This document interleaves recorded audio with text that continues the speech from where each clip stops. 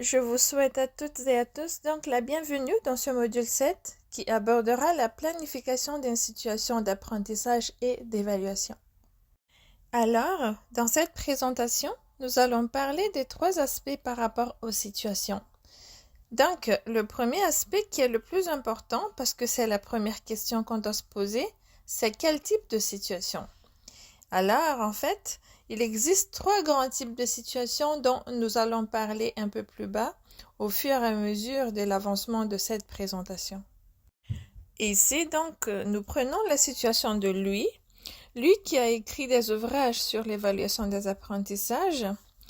Il parle de situation authentique. Alors, c'est quoi lorsqu'on évalue une situation authentique? C'est-à-dire qu'on demande à l'élève de démontrer dans le fond sa capacité à mettre en œuvre, donc sa compétence dans un contexte réel. On veut que le contexte soit le plus signifiant, le plus proche de sa vie réelle, de sa vie quotidienne, de sa vie à la maison, de sa vie en dehors de l'école, mais aussi de sa vie à l'école. Alors on dit que dans ces situations-là, l'élève doit mobiliser ses savoirs, les savoir-faire et attitudes qui sont nécessaires à la réalisation d'une tâche. Alors ça c'est important parce qu'on va parler d'une situation s'il y a une tâche. Par exemple, si je fais une dictée, il n'y a pas de tâche à faire. C'est un exercice que je fais. Donc, il n'y a pas de tâche. Donc, il faut que j'aie une tâche à faire, une tâche susceptible d'arriver dans la vie de tous les jours. Alors, c'est à ce moment-là qu'on va parler d'une tâche qui est complexe et on va parler d'une tâche qui est authentique ou significative. Donc, ce sont des éléments qu'on va voir dans notre présentation. Donc, en parlant de la situation complexe, nous allons revoir la définition de la situation d'apprentissage et d'évaluation. Selon Durand et Chouinard, la situation d'apprentissage et d'évaluation ou la SAE, c'est un ensemble d'activités interreliées qui visent le développement des compétences ainsi que l'acquisition et la structuration des ressources. Ça veut dire que la situation d'apprentissage et d'évaluation donc est composée d'un contexte associé à une problématique et d'un ensemble de tâches complexes et d'activités d'apprentissage liées aux connaissances. La problématique peut consister en un problème à résoudre, une question à traiter ou une production à réaliser. Et selon Scalon qui était un autre professeur à l'université Laval qui a écrit un livre aussi sur l'évaluation des apprentissages, il disait « Nous avons deux défis en enseignement.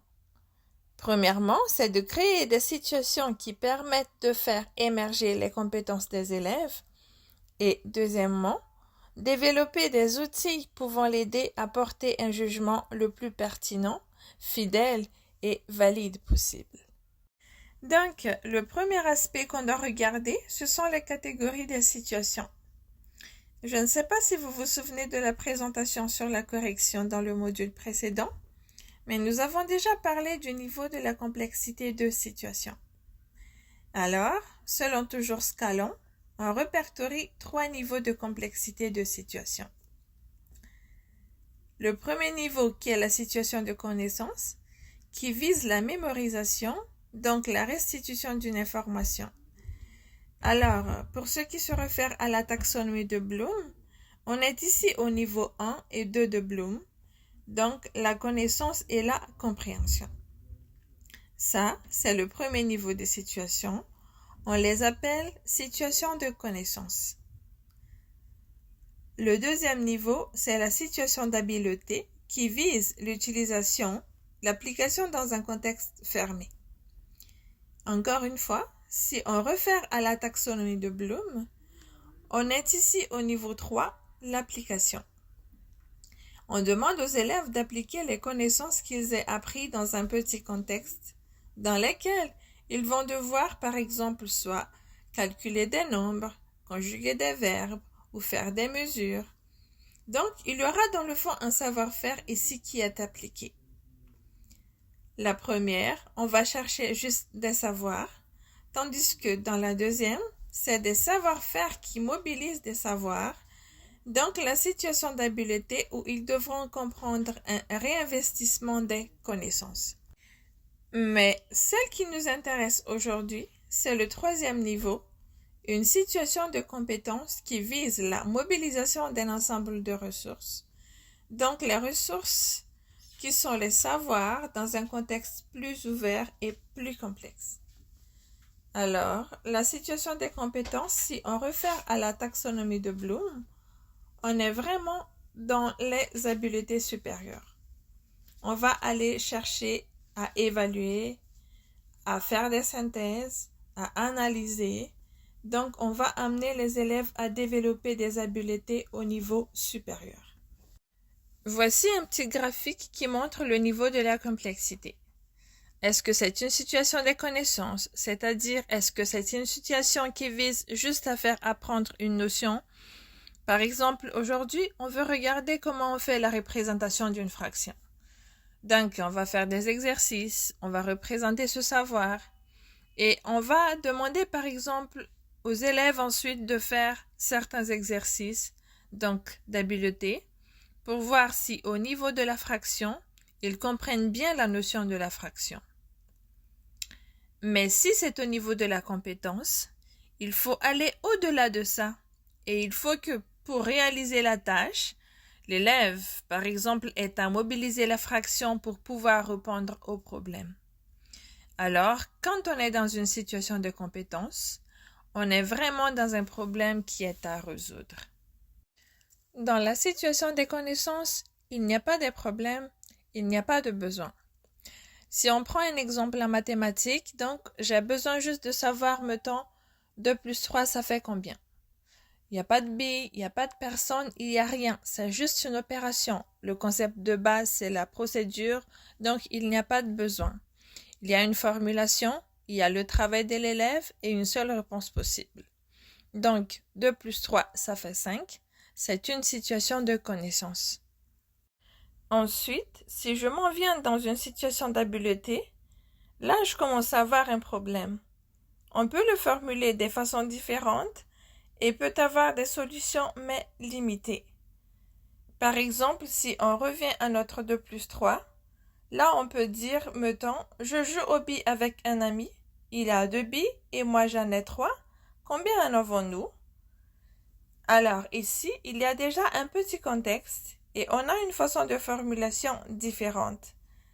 Donc, pour faire mon 2 plus 3, il y en a qui pourraient faire du regroupement, il y en a qui pourraient faire de la numération, donc qui peut prendre de différentes façons pour y arriver, mais les solutions sont limitées, puis dans le cas présent, j'ai juste une solution.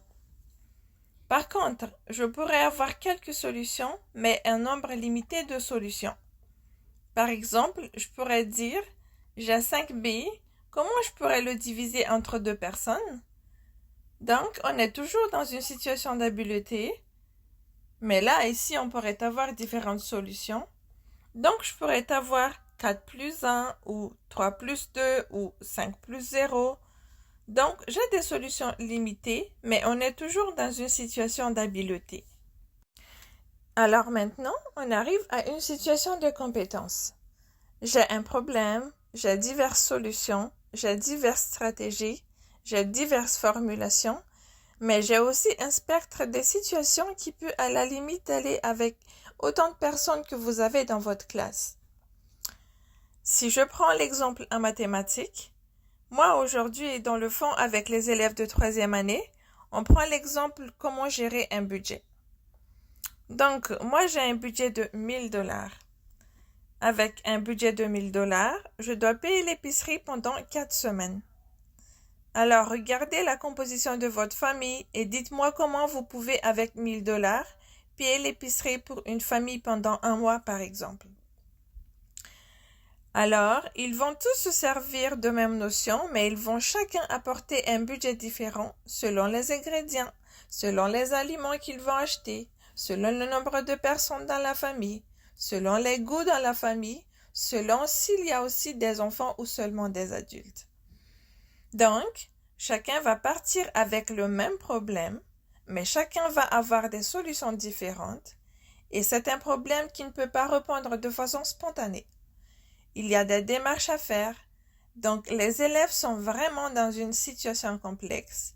Donc une situation de compétence et chacun des élèves qui vont faire le problème vont m'apporter une situation, une solution, une réponse différente. Et si on prend un autre exemple en écriture, dans la situation de connaissance, on demande aux élèves d'apprendre des mots de vocabulaire, d'apprendre la conjugaison des verbes. Ensuite, dans la situation d'habileté, on peut donner un exercice pour qu'ils puissent nous dire quel est le meilleur verbe utilisé ou quelle est la façon d'écriture les mots comme dans une dictée. Et finalement, dans une situation de compétence, on va demander aux élèves, par exemple, de rédiger vos souvenirs de vacances. Alors, vous allez avoir une même démarche, une démarche qui peut être chronologique ou narrative, et chacun va apporter une solution. Donc, on peut avoir une consigne plus ou moins fermée, le problème peut être plus ou moins ouvert, mais on sait que chacun va apporter une solution différente. Et si je veux avoir encore plus de solutions, en ce moment-là, j'enlève des balises. Dans le fond, l'élève, par exemple, peut m'écrire quelque chose, mais ils ne sont pas obligés de m'écrire tous leurs souvenirs de vacances. Ils peuvent trouver un autre sujet. Donc, on peut, selon le nombre de contraintes, des balises qu'on donne, avoir des problèmes plus ou moins ouverts. Mais l'important, c'est que ça soit un problème complexe. C'est comme il y a une démarche en écriture, il faut trouver des idées, il faut formuler une phrase, il faut le relire, le corriger, tandis que quand je suis dans une dictée, je n'ai pas à trouver des idées, je n'ai pas à formuler les phrases, donc j'ai juste à les orthographier et les accorder comme il faut. Donc, il n'y a pas suffisamment d'éléments pour que ce soit une compétence, mais c'est quand même une situation d'habileté. Alors, si on regarde le continuum de situations dans le fond, on a la situation de connaissance ici qu'on n'a pas de problématique. On a la situation d'habileté qui est souvent un petit contexte qui peut avoir une phrase. Et après ça, ici, j'ai des situations de compétences qui sont des situations plus problèmes. Alors, ici, on a une situation de problème qui est centrée sur une compétence disciplinaire. Donc, ça peut être une situation d'évaluation ou une situation complexe qu'on va demander un long développement ou une production écrite, par exemple. Ensuite, si je veux aller un peu plus loin, je peux avoir un problème centré sur des compétences de plusieurs disciplines. Si je veux aller encore plus loin, je peux avoir un problème centré sur des compétences disciplinaires provenant de plusieurs domaines d'apprentissage et ajouter une compétence transversale, par exemple l'éthique, par exemple la coopération. Ou aussi, je peux encore aller plus loin, donc avoir une problématique qui découle d'une intention éducative, donc qui est centrée sur plusieurs disciplines et en plus une transversale. Donc, c'est ce qui rend son côté intégrateur et plus signifiant. Dans la suite de la présentation, nous allons aborder le deuxième aspect par rapport aux situations, les caractéristiques d'une situation d'apprentissage et d'évaluation. Encore une fois, on revoit notre cher Scalon.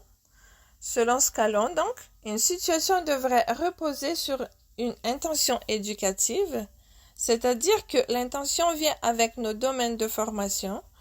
Donc, on doit avoir surtout au primaire une intention éducative qui est reliée dans le fond à une problématique réelle de la vie de tous les jours. Devrait reposer sur des compétences disciplinaires, donc nos domaines d'apprentissage, et aussi sur des compétences transversales, et dévoiler explicitement les ressources à mobiliser. Alors, c'est l'une des caractéristiques essentielles que nous rappelle Scalon sur une bonne situation d'apprentissage et d'évaluation. Les défis sont donc de créer des situations qui permettent de faire émerger les compétences des élèves, mais aussi qu'une situation donnée permet d'inférer des compétences seulement si elle est d'une certaine complexité. Ce sont les deux défis que nous allons développer un peu plus dans la présentation qui vont suivre. Il y a 5 caractéristiques d'une situation de compétence. Et ce sont ces caractéristiques que vous allez pouvoir évaluer, observer selon la situation que vous avez choisie ou que vous choisirez. D'abord, la complexité. Deuxièmement, la signifiance. Troisièmement, la conformité. Quatrièmement, la pertinence de la structure. Et cinquièmement, l'intégration d'instruments pour l'évaluation. Donc, on va y aller avec la première caractéristique qui est la complexité. Alors, pour savoir si une situation est complexe, il faut observer s'il y a la présence d'un défi à relever ou d'un obstacle à surmonter qui amène l'élève à résoudre un problème. C'est un problème, comme je disais tantôt, qui n'amène pas une réponse instantanée. L'élève ne peut pas répondre de façon instantanée. Il faut qu'il fasse une démarche pour être capable de répondre à ce problème-là. Donc, il faut qu'il y ait un obstacle, quelque chose qui lui dise qu'il faut que je trouve une solution. Il faut aussi que toutes les activités ou toutes les tâches qui sont dans votre situation contribuent à résoudre ce problème-là. Et que ce problème-là, la façon dont on le résout, après ça, l'élève puisse le transférer dans d'autres situations. Alors, il faut qu'il y ait un problème à résoudre et ce problème-là, la manière de s'y prendre doit être transférable pour d'autres problèmes. De plus, on dit que l'élève mobilise un ensemble de ressources dans une production unique. Quand on dit une production unique, on parle d'une production qui est personnelle, donc chaque élève devrait avoir une production qui est personnelle à lui et qui est originale. Maintenant, la deuxième caractéristique qui est la signifiance. La situation d'apprentissage doit proposer un problème qui est lié à la vie de tous les jours, c'est-à-dire un problème qui fait partie de son univers. Alors, plus l'élève vieillit, plus son univers grandit, donc plus on peut lui proposer des problèmes internationaux. Et le problème à résoudre doit pouvoir permettre de poursuivre une intention éducative. Alors, on va donner des exemples. Donc, des intentions éducatives, ça va avec les domaines de formation. Dans le domaine de formation, ils vont nous chercher la consommation, ils vont nous chercher de l'environnement, ils vont nous chercher des problématiques qui sont ceux ou celles de l'élève. C'est pour ça que la première chose qu'on va vous demander, c'est de décrire dans le fond quelle est l'intention éducative, c'est-à-dire dans quel contexte de la vie de tous les jours. Et c'est très important que l'élève soit capable de résoudre ce type de problème-là que vous lui proposez. On dit aussi que le problème doit proposer une situation qui implique un engagement de l'élève. L'élève doit avoir le goût de résoudre le problème, donc on joue un petit peu ici sur la motivation de l'élève. On dit que si la situation est réaliste, l'élève sait ce qu'il a ou qu'il aura à faire. Et encore une fois, donc, si la situation est réaliste, ça risque de les motiver davantage à s'engager.